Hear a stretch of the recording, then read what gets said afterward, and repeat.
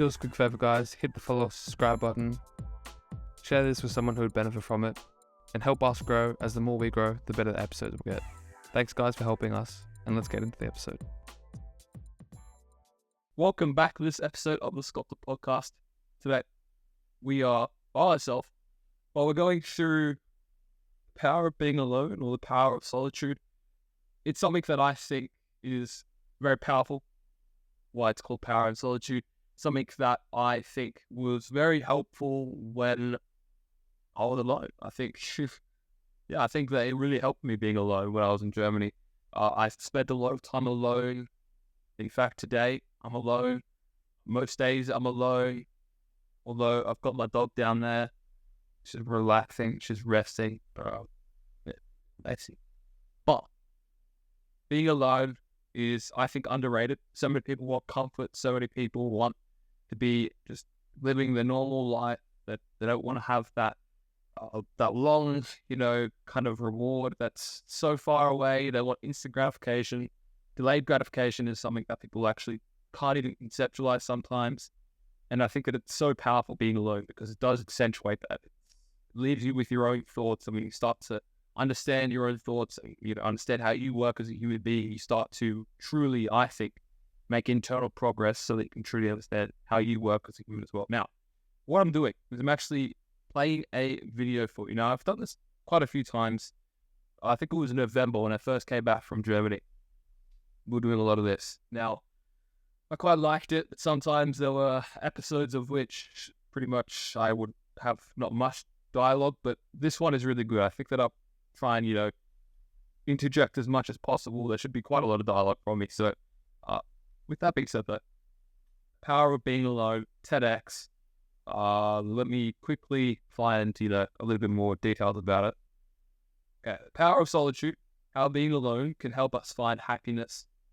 And then TEDx Rutgers, which I assume is probably a place that I just don't know of. But anyways, guys, I'm going to play it for you, and I'm going to take in some notes for myself as well, so that, I can interject. And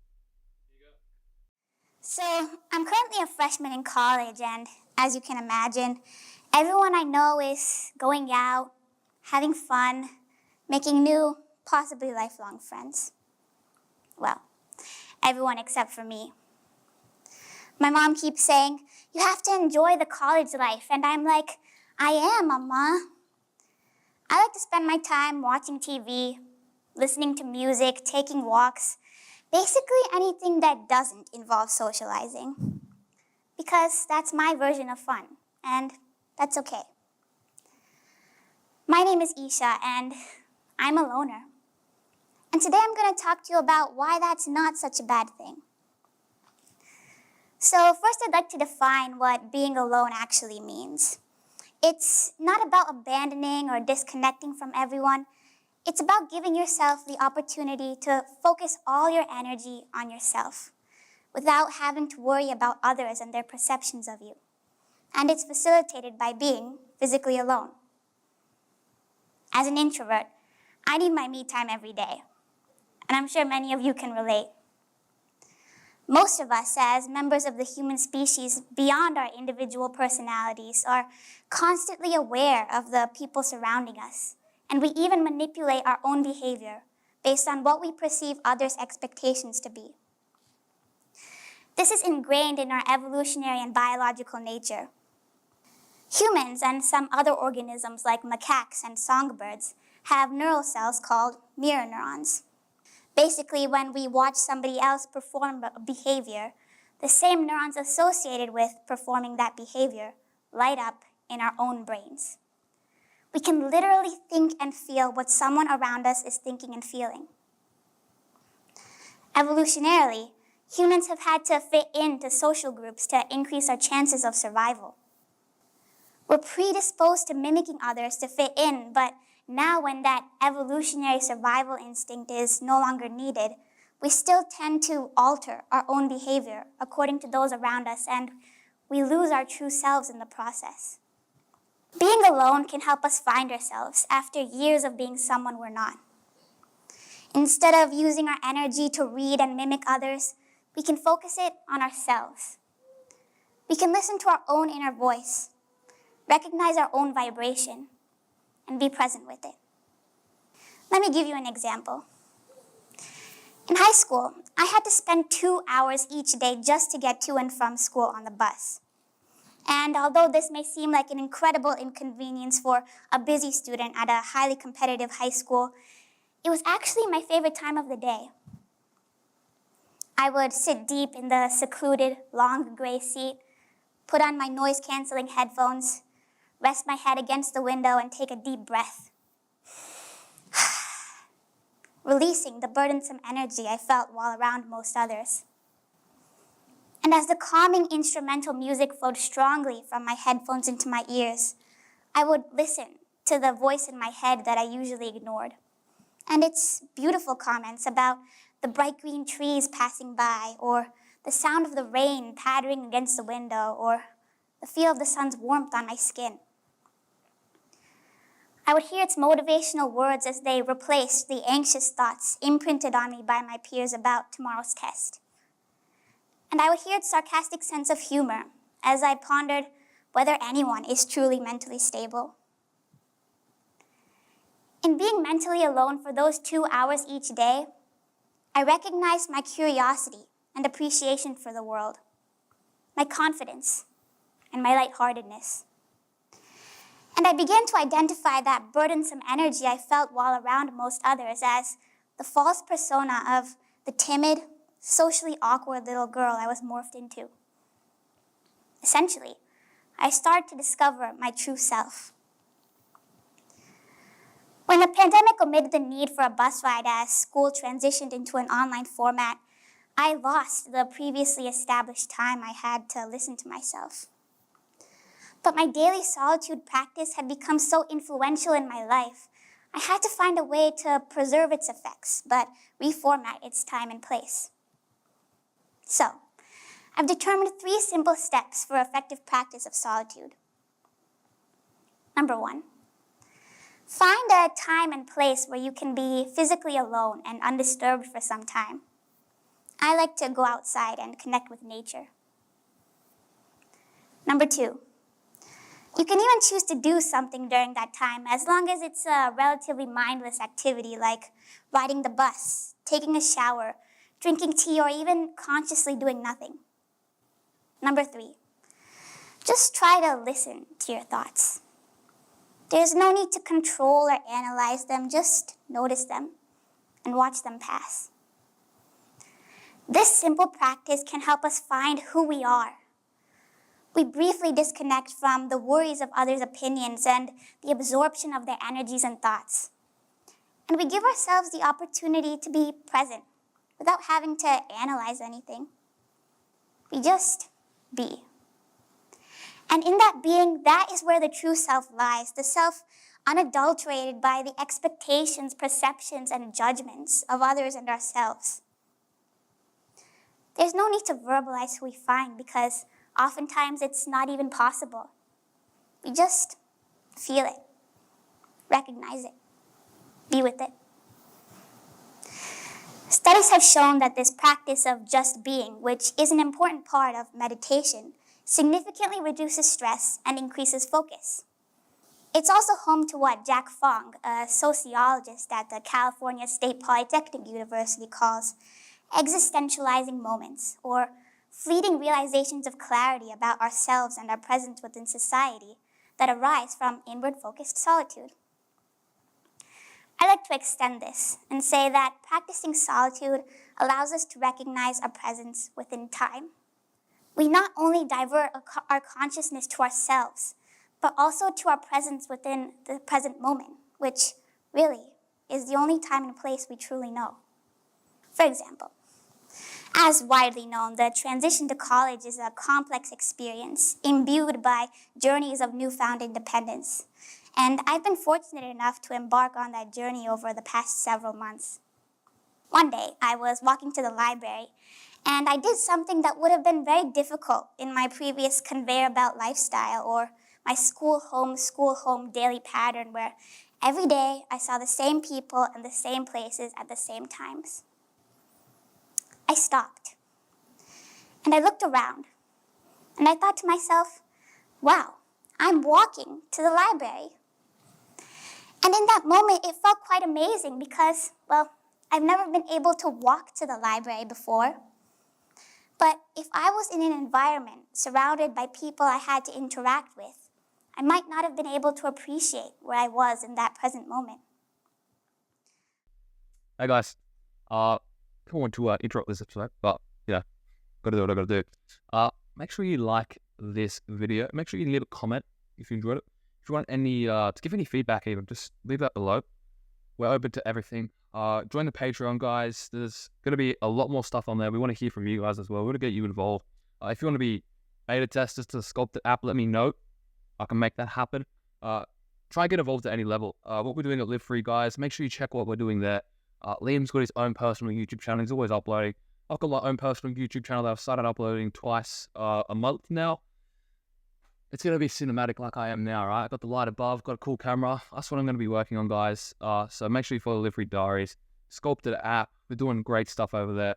Additionally, we want to grow this podcast, guys. And the only way we can do that is through your guys' help. So make sure you subscribe, listen to us on all audio platforms. We're everywhere. So make sure you interact with us. Make sure that you help us grow, because the only way that we can grow this podcast is through you. We'll get better guests. We've always had great guests from the get-go. Well, we'll get even better guests on. Production value will go up. I've got my studio, but we need to get Liam his studio. And the only way we can do that is through monetizing this platform. So make sure you do that, guys. And I'll go back to the episode. I'm not going to lie. I had to just stop it there because I was like, I just got so deep into it. She's actually like doing very well, like really, really well, articulating her points really well. I've written down heaps already, just things that have come to mind from what she said. She's doing like, crazy well. So I just had to interject because of the lack of interjecting, just to say she's doing really, really well, like crazy well for 8 minutes in. Yeah, she's doing very well. I might not have noticed the cars whooshing by or the dancing trees or even the sensation of walking.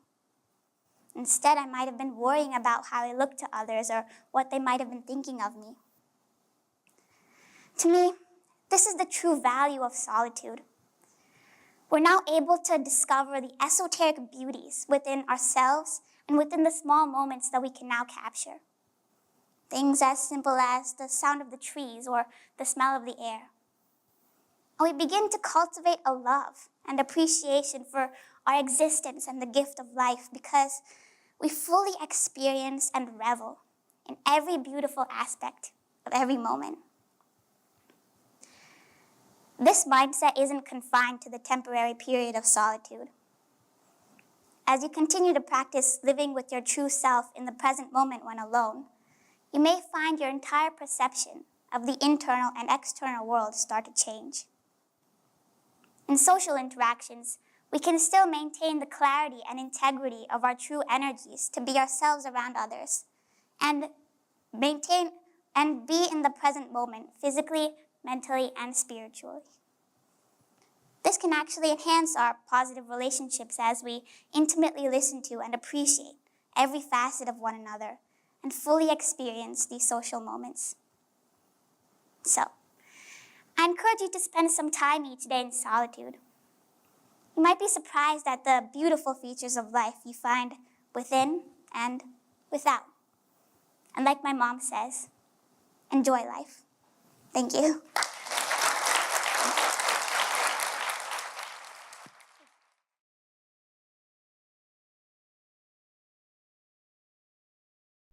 Okay. Yeah, she did, again, really, really well. She smashed it.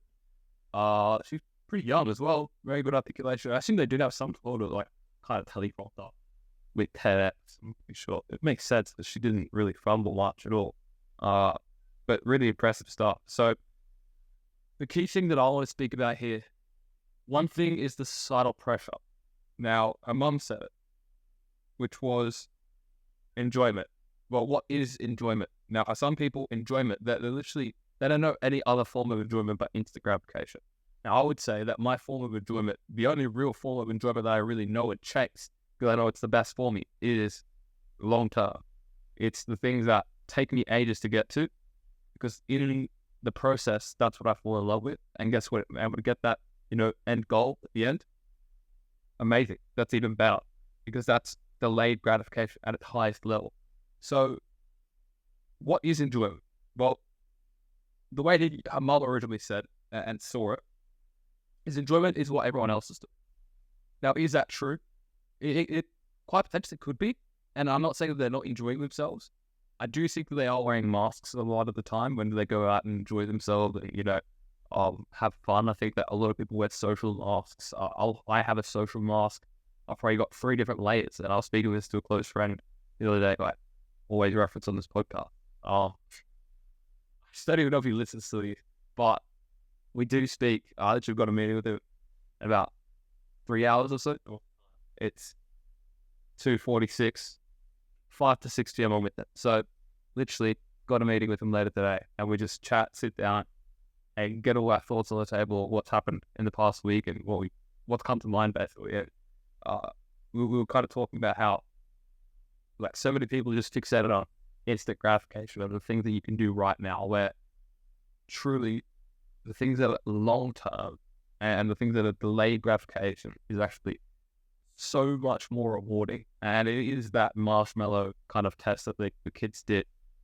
It's where, they put the marshmallow in front of the kid. They'd say, if you eat this one now, cool, you've got 15 minutes. And if you don't, you'll get a second one. That, old test that they always do it. I'm not going to lie, I probably would have failed that because back then I loved marshmallows. But regardless, now I don't think I touched the marshmallows. But yeah, delayed gratification is very important. It's very important. And it doesn't just teach you actually delaying gratification. It teaches you so many things in between as well, right? Because there is solitude in even that delayed gratification, which is very important. Now, I also do think that there is a lot of power in just doing exactly what everyone else isn't doing. Like, if everyone's doing something and you want to, the easiest way to separate yourself from being, better than everyone else is to stop doing all things that they do. It's as simple as that. If you want to be, quote unquote, more successful than other people, then don't do what the unsuccessful people are doing. Just do the exact opposite, even if it feels wrong. And even if it is wrong, just do the exact opposite for doing it, just for the sake of doing it, basically. Okay, that's just one very, very easy way to actually start separating yourself. Start separating yourself from the crowd. Just stop doing what everyone else is doing. Because, you know what? Chances are, you're probably doing something right. Lean into it. Truly lean into that, because I think there's a lot of power in doing that. And it will be it will be delayed gratification. But guess what? That's what it takes. If everyone was doing different things and no one was doing the same thing, everyone was doing different things, it would be in a much different world. It may not be as good as we are now. I honestly don't know. But all I can say is that if you do want to start separating yourself from the crowd, you've got to stop doing what everyone else is doing. Because most people are successful. Because success is literally, probably by definition, explaining that they are the top X%. They are the people who are doing everything else different from the mediocre people. Separate yourself. And it's quite an easy thing to do. Okay. Manipulate behavior on external things. So what she said was, you manipulate your behavior on external things, or external things can manipulate your behavior as well. So if I was to, be in this situation right now, and it was a social situation, I am manipulating my behaviors to fit it. It's a mask. As I was saying with my friend before, we were talking about how all of the masks that basically were letting me down to getting to the relationship now that I say anything we want. And it's a very interesting story where I think it was 4 layers. We had seen each other at teams before. We'd been on trial, or I'd been on trial at his team before. He was always the nicest to me, but I didn't really know him too much. I just remembered his face and name. Then I remember I saw him once after I had finished my trial. He was at one of the games that I played in. Said hi to him, but that was kind of it. And then we hadn't seen each other in ages. We had each other on LinkedIn. I don't even think that I realized that we had each other on LinkedIn. During COVID, he see all of my stuff, staying regularly updated. Then, when I moved to MacArthur Bulls, we both were invited to train with the first team, the first day back in training. And we were the young kids. There was quite a few of the young kids on the block, but he then, when we're walking out training, said, I've been enjoying your videos. I'm like, oh wait, that's that guy. And I put it all together. And then he started, taking me home after training. So we're one mask down from the trial. Now he's taking me home, another mask. And then I see his background was the Relentless logo, like from the Relentless book. And I'm like, oh, okay, all right. Next mask down. I then talk about Relentless with it. Then the next mask down, we keep on speaking.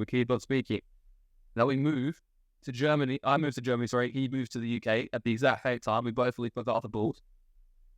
Next mask down. Guess what? Every 3 months I have to go to the UK anyways, so I go visit it. Next mask down. We're now really, really close. And we keep on sharing these things that we keep on going through. We have a very similar attitude. He then stops football because on his debut in the UK, he actually tore his meniscus. And then that was pretty crazy. But then you know how the story goes. I'm in Germany. We keep on speaking throughout. Now we're back in Australia. We go to a show together and we keep on speaking. And now we're doing meetings every single day. And we just keep on getting down to the most raw version of ourselves. But where I'm trying to allude to this is that, and this doesn't have too much relevance to the solitude part, but at least in the solitude, you're always at that lowest version of mask, level of transparency, you could at least say, where, I'm not hiding anything from him and he's not hiding anything from me, where we're really in an intimate kind of setting where we're being very vulnerable. And when you are by yourself, you are forced to be in that, unfiltered version of yourself, I guess. If you're in a social setting, you actually should have filters. That is very acceptable. Because as she said, it's a survival mechanism. And you should fit it. You should try to fit in. We all want to fit in. But now, in this day and age, we don't need to fit in. Okay? Because it's not, a matter of life or death. If I was to be someone who no one liked in a tribe, and guess what? We were on, a journey from my city to the next city. Everyone's in the tribe. We're all going to go get food for, hunter and gathering for all of our families to come back. And no one likes me. I keep on being a pain. Well, they're probably going to either, ditch me and then I die by myself because I need, their resources, or they probably kill me because I'm just, a nuisance to them. Well, in this day and age, we don't need to have that level of brutalism or whatever. That was horrible. Brutalism. Wow, brutalism is such a wild name that it's made up. What that is made up. Brutalism. That is not needed today. We don't need to do that, although you may feel like it sometimes. We don't need to do that. But we are still wired to want to fit in because it's for our survival, okay? So the masks are actually kind of an important thing. But quite often, I think that it's not really yourself. It's quite a filtered version of yourself. And even on top of that, I think people lie about their character quite a lot through their masks. I try not to lie through my masks. I just try to give a more timid version of myself. Like I would never get, I don't really try to get angry at people, but I wouldn't really let them see my true self in a social setting unless it's like my whole day, really. Like those types of things, you just try and be a pretty filtered. You try to keep it as, peaceful as possible. You don't really want people to make harsh judgments about you from the get-go. That's kind of how it should be for a functional society, to be fair. But there are the exceptions where the people want to project a better version of themselves, which I don't like. And I think it's really common that a lot of people do try and project a better version of themselves, whether it's they're constantly laughing, constantly in a good mood. I try and maintain authenticity, that if I am like a little bit pissed off, I won't try and mask it with me not being pissed off. I'd rather just kind of know that, I can be pissed off too. I won't, get angry at you because it's not your fault, but I will show that I'm a little bit pissed off. I'll lighten up here and there. But if I am pissed off, then I'll kind of show it a little bit. And I don't really have an issue with that. If you judge me differently because of it, then I'd say that's kind of on you, because the only other way is if you did it, if I was faking it and I'm just not pranking, I'm just like deceiving you essentially. Like I would rather just show a kind of filtered version of whatever state that I'm in. So there's a very good example that I didn't want to go to a dinner one time, and my family made me go to this dinner, and I could have been, putting on this mask. I could have been faking my happiness, kind of just fitting in and being conventional. But I was like, you know what? I probably could do that. I'd probably be okay to do so. I don't have too much of a repercussion on me, but just because I think that it's a better state to be authentic, I'm just going to show them a little bit pissed off. I'll entertain a few things here and there, but truly, I'm not going to be, leaning into a fake persona that I'm not, because I think that consistency is important. Now, maybe there'll be some times where, like if it's an investor meeting, I've just had an argument with my parents and then I have to go into a meeting, I'm going to have to fake it, right? It's very important that I kind of do fake it. But for a general rule, I think that it's more important to be your true self, so that there's a level of consistency with all interactions, right? People truly know who you are. You truly know who you are if you do have that level of consistency there. Now, again, this isn't too related to being alone, but I do think it's an interesting nuanced kind of perspective there. The other thing that I wrote down is that when you truly know yourself, and the people who are projecting, a better version of themselves, kind of, and it's not really a better version of themselves. It's kind of just more it's more of an exacerbated. It's not necessarily better. Like it's typically the loudest person in the room. It's a very weird social mask that typically louder people will, or over exaggerated features, not features, but things that you do, kind of shows that you are, to the group, in a better mood, potentially happier, and it draws attention to you. It may be good attention most of the time. Maybe it's bad attention if people see you out, but it does draw attention to you, and typically that's what that person wants. They want to be seen as, a cool person in the group. And that attention seeking, I would say, is quite often a projection of the mask that is inauthentic. I don't think that they're really like that now. Maybe there are. Maybe that is a fair representation of them. Maybe it is a dulled down version of them. But I think it's when maybe people start getting personal, when they start, making it a little bit weird, where if I was to start, I guess kind of insulting people in a manner that made me look better than that, it's probably inauthentic. So those types of things, I think you should try and steer away. Now, the other thing that she said was focus all of your energy on you. That's what you can do when you're in solitude, which, 100% agree with. Also, of your appearance. Yeah, interesting. So she kind of matched her persona to her appearance. That's kind of what I got from her. I think that a lot of people are guilty to that as well. Like if you're an extremely attractive person, you try and act like an extremely attractive person as well, but sometimes it doesn't work. Like I know this guy who I don't know if I want to say that. No, I won't say that. That just makes me sound weird. But essentially, the way that you look doesn't dictate your personality. A lot of the time it may, but people also will try and, actually, I guess, again, it could be a good personality trait. It could be a trained personality trait.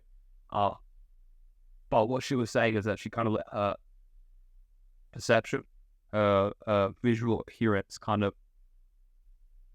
dictate her personality, which then she realized isn't the best way of doing it.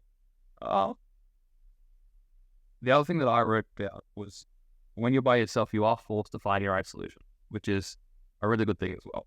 You are very responsive with your results now. Your faults are your results, but you're much more in tune with that because you can actually directly see your results and how your fault, because you don't have external influence quite often. If you were to ring your mum and say, "Mum, I'm alone today, I'm living in the city by myself, just and I need a ticket for the bath today," and she gives you misguided advice and you listen to her still, then it's not completely your fault because you listen to misguided advice. Now, if you would do it completely by yourself and still get it wrong, at least you know that you did it the wrong way, and the way that you need to do it now is definitely not that way that you just did.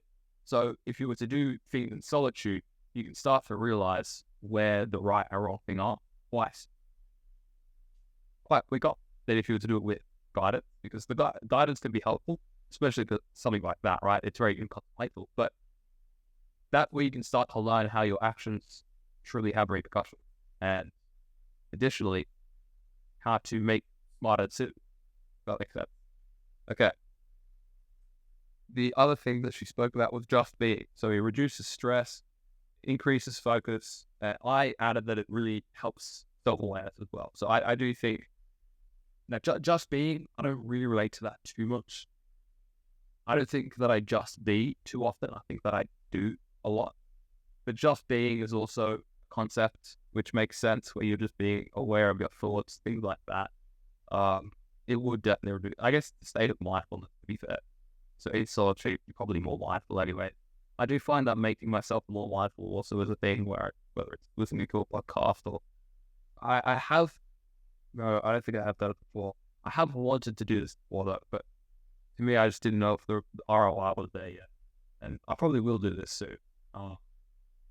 Hey guys, I don't want to interrupt this episode, but yeah, gotta do what I gotta do. Make sure you like this video. Make sure you leave a comment if you enjoyed it. If you want any to give any feedback, even just leave that below. We're open to everything. Join the Patreon, guys. There's gonna be a lot more stuff on there. We want to hear from you guys as well. We want to get you involved. If you want to be beta testers to the Sculpted app, let me know. I can make that happen. Try and get involved at any level. What we're doing at Live Free, guys, make sure you check what we're doing there. Liam's got his own personal YouTube channel. He's always uploading. I've got my own personal YouTube channel that I've started uploading twice a month now. It's going to be cinematic like I am now, right? I've got the light above, got a cool camera. That's what I'm going to be working on, guys. So make sure you follow Live Free Diaries. Sculpted app. We're doing great stuff over there.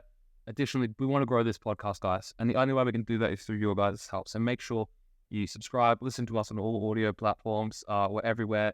So make sure you interact with us. Make sure that you help us grow, because the only way that we can grow this podcast is through you. We'll get better guests. We've always had great guests from the get-go. Well, we'll get even better guests on. Production value will go up. I've got my studio, but we need to get Liam his studio. And the only way we can do that is through monetizing this platform. So make sure you do that, guy.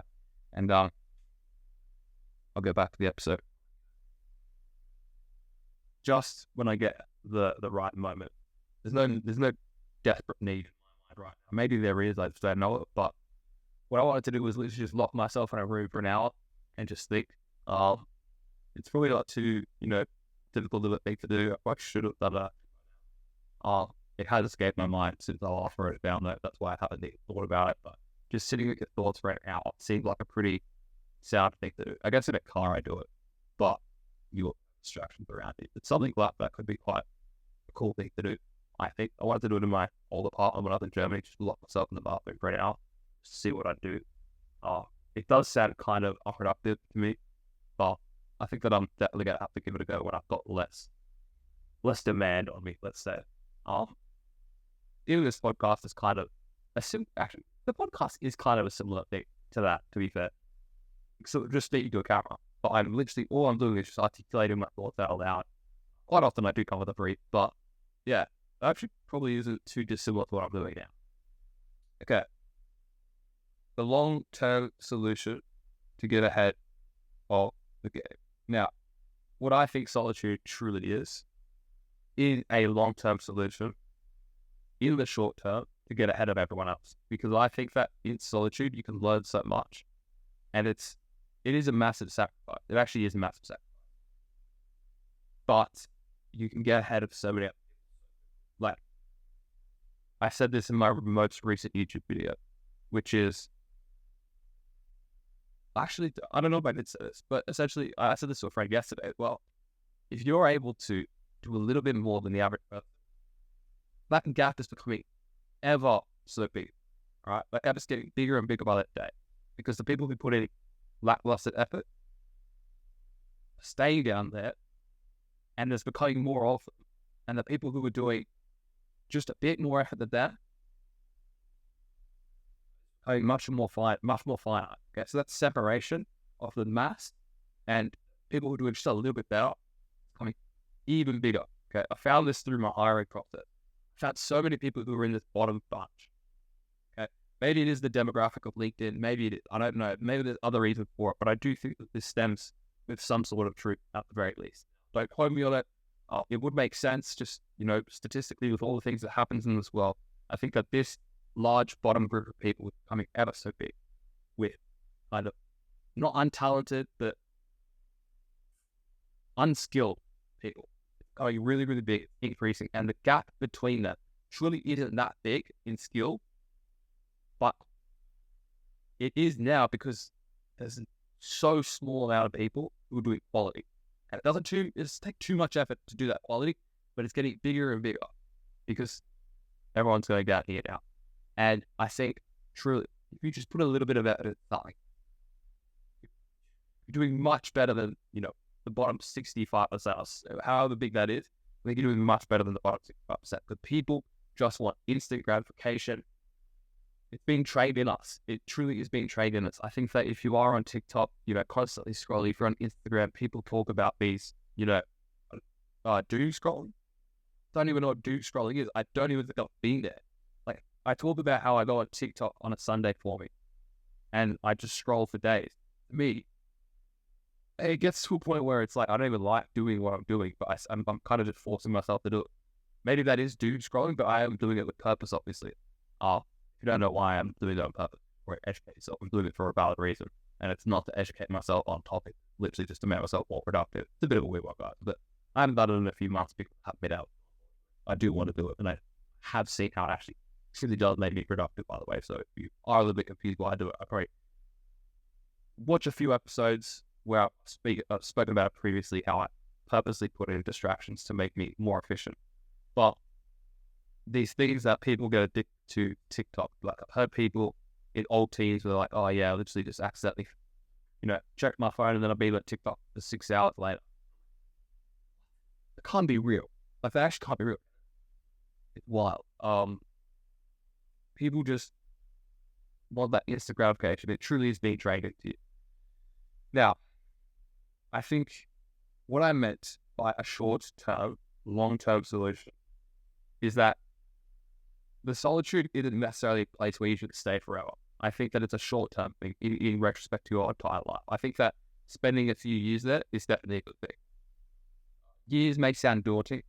I think I probably spent around 3 years in total in solitude, pretty much, when I was living by myself in Sydney for probably a combined, year, maybe even more, to be fair, and then pretty much all of Germany. Now, of course, I'm seeing people, I'm training with people, but really in my downtime, I'm really spending hours on hours by myself, and I don't have an issue with it. I truly think that was such an important thing at an important time of my life where I could truly just focus on me. Now, it is a short-term where if you are able to do that, 2-3 year sacrifice, you'll be much better for it. And anything after that will be much better than the average person, just because you've struggled for those 2 years, 3 years. And I think that if you're able to do that, you kind of graduate. That's how I kind of see it. You're graduating from the, whatever you call, solitude, to now implementing those skills into real life situations. Solitude is good, but you also do need to interact, because solitude won't get you too far. It will give you the skill set to go farther. I do think that. So I would say try sacrifice that solitude as quickly as possible. Like, if you're 21, 25, you've probably got only a few years left before you can truly practice that solitude, because by then you really just need to get your life in order. And then if you don't have your life in order by then, you have a very low risk tolerance, right? So you do have to get that solitude out of the way as quickly as possible. I think that I did. Ever since around 15, that's when I've been working in solitude pretty much. I would still say I'm pretty much in solitude to this day. I quite like the company of myself, to be fair. But I do also think that most people truly do like the company of themselves. Don't get me wrong, I like to spend time with people. I do like to speak with people, but I just don't see it as rewarding. Now, maybe that's because I've seen the reward of solitude, but I also do feel the inclination, I guess you could say, to socialize. But I just limit it. I restrict myself on purpose because I know that it's less productive. It still may be a productive thing, but I do think it's less productive still.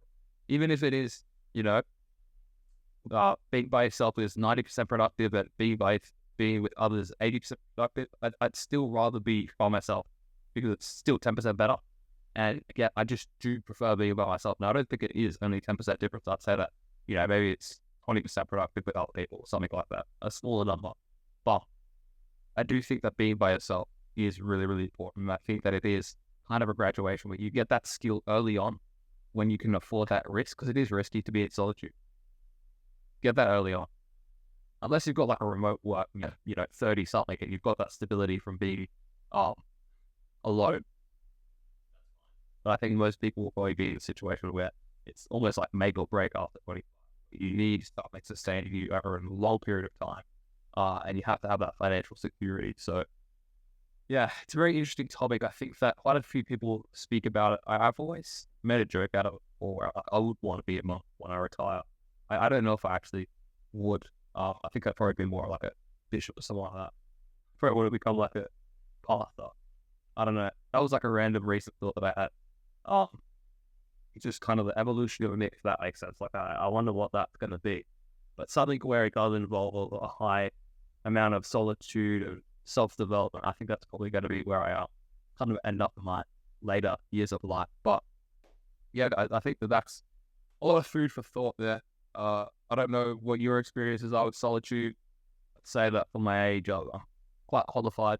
Maybe got a certificate in loneliness, which is a good thing, I think. Now, actually, I will make a disclosure. Our loneliness can be bad for a lot of people as well, though. So, it's always individual circumstances. This also isn't necessarily advice. This is just observations of patterns in my life, patterns in other people's lives that have seen reward from it. So this isn't necessarily advice. This is, again, just observation always.